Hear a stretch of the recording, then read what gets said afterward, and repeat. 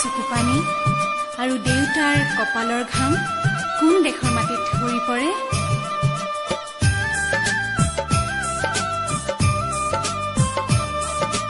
ৰিমঝিম ৰিমঝিম বৰষুণে নেপুৰ বজাই ক'ত ক'ত গিৰ গিৰ গিৰ গিৰ দাৱহৰেনো মাদল বজাই ক'ত। এই অসম দেশত এহ মাই সাংবাতি ফুৱাদ পানী যাছে কোনে ক'ত। তাৰ পদূলিৰ কেতে কিনো মলে মলাই ক'ত। এই অসম দেশত